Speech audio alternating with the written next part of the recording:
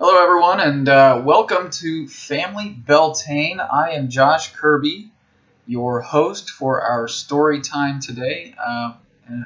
Merry Beltane for all of you that are out there. I truly wish that we could be together right now. Unfortunately, due to the pandemic, I know we're still being as safe as we possibly can be, all in our homes. So this is a virtual ritual still, but hopefully in the near future we will all be able to see each other again. But I do want to share a story with you today. The story that I have is from the Circle Round, and it is called "The Goddess Blesses All Forms of Love" by Starhawk. So I'm just going to read that for you here, and hopefully you will enjoy it. Circle round, and I'll tell you a story about how the maypole came to be. Once upon a time, a long time ago, or maybe in a time not yet come, there came a springtime when no flowers bloomed. The plum trees and cherry trees showed no white or pink or red blossoms. No daffodils pushed up from the cold ground. No buds formed on the roses. No lilacs perfumed the air, and no poppies opened their bright petals to the wind. And the worst thing of all was that nobody seemed to notice, except for one young girl named Vivian. "Where are the flowers?" Vivian asked everyone she met, and everyone looked at her strangely. "Flowers? What flowers?" asked the woman who delivered their mail. "I don't have time to worry about flowers. I've got a route to cover." "Maybe she means flour," said the man who ran the corner shop. "Maybe she wants to bake a cake." "I've heard of flowers," said the woman at the library. "I know I've seen a reference to them somewhere." "I've got a great computer game with flowers," said her brother. "Who needs to dig in the dirt when you can grow your own virtual garden?" "Maybe she needs to go to bed early," said her mother. "Perhaps she's coming down with something." "Doesn't anyone miss the flowers?" Vivian cried. "She's confused," said her teacher. "We must be kind to her." "She's ill," said the doctor. "We must cure her." "She's loony," said the other boys and girls, and they made fun of her until Vivian got so mad she ran out of her schoolyard and into the deep woods. She ran and ran until she couldn't run anymore. She flung herself down in a patch of grass and began to cry. "Nobody loves me," she cried. "Nobody cares about the flowers. Nobody cares about me." "That's exactly how I feel," said a small voice by her ear. Vivian lifted her head and saw a tiny, scruffy, shabby little dandelion. Its petals were tattered, its stem was bent, and it looked like it might collapse at any moment. But it was the only flower she had seen all spring, and she was thrilled down to her toes. "Oh, dandelion!" she cried. "I'm so happy to see you. You are so beautiful." "Not really," the dandelion said modestly, but it perked up. "Why aren't there any flowers this spring? Why doesn't anybody miss them?" Vivian asked. "Exactly," the dandelion said. "Nobody misses the flowers. So why should we bloom? Some kind of love has gone out of the world, and so the earth spirits are sick, and the flowers have disappeared. But with the right kind of love, you can call them back again." "What kind of love?" Vivian asked. But the dandelion only said, "Do you really think I'm beautiful? After all, I'm the most common of flowers."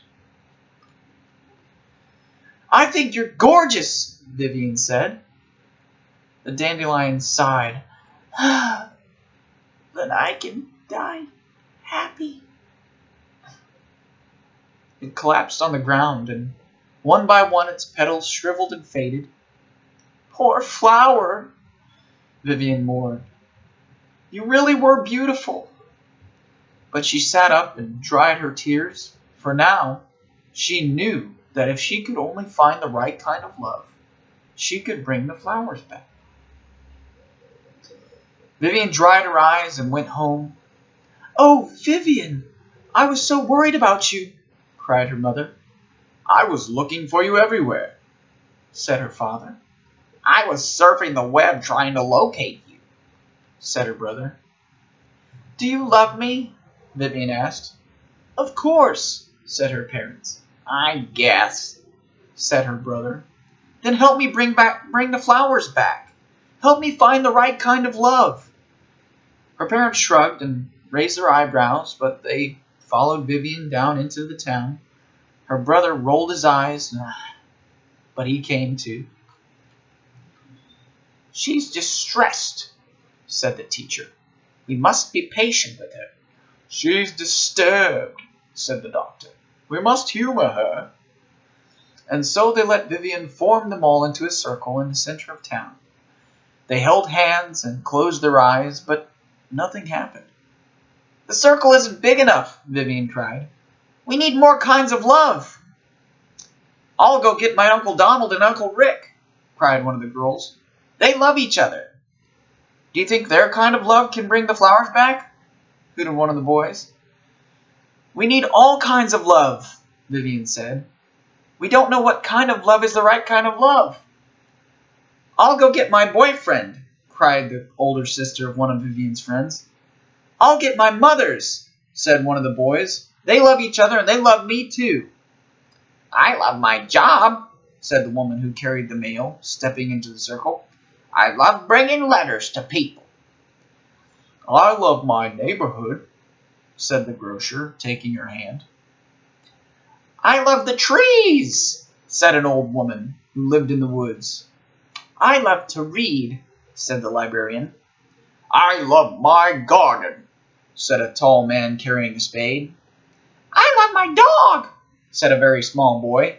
"Your dog?" All the children laughed.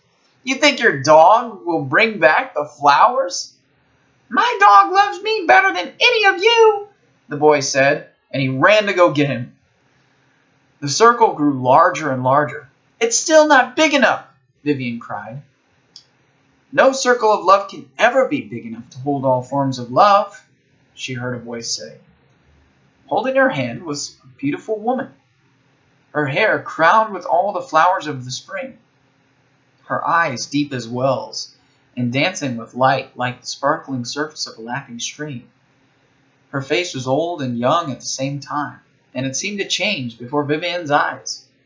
One moment she was dark as velvet pansy, and then the next she was as pale as a white lily.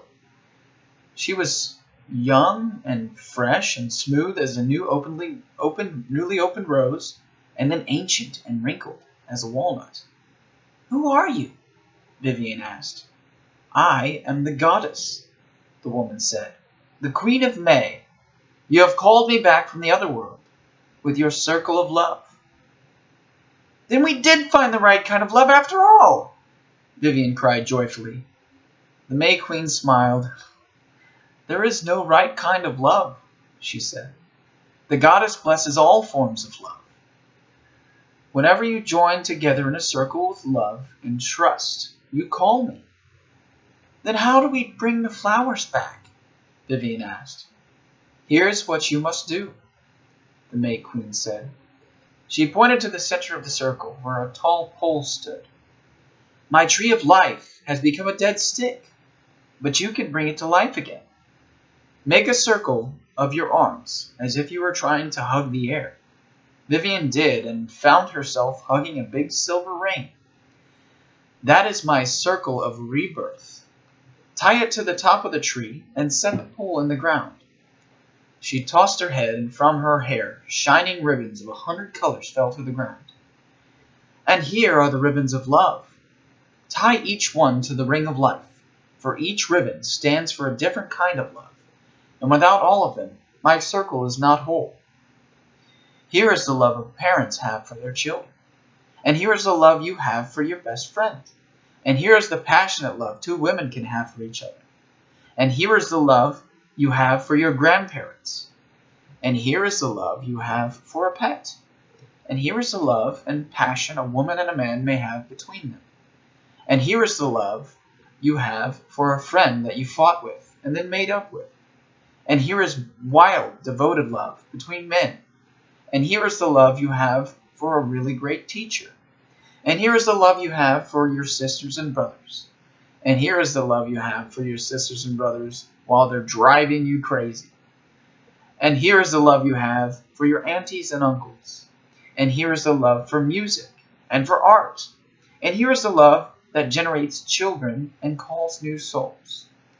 And here is the love people have for each other when they work hard together. And here is the love that generates new ideas.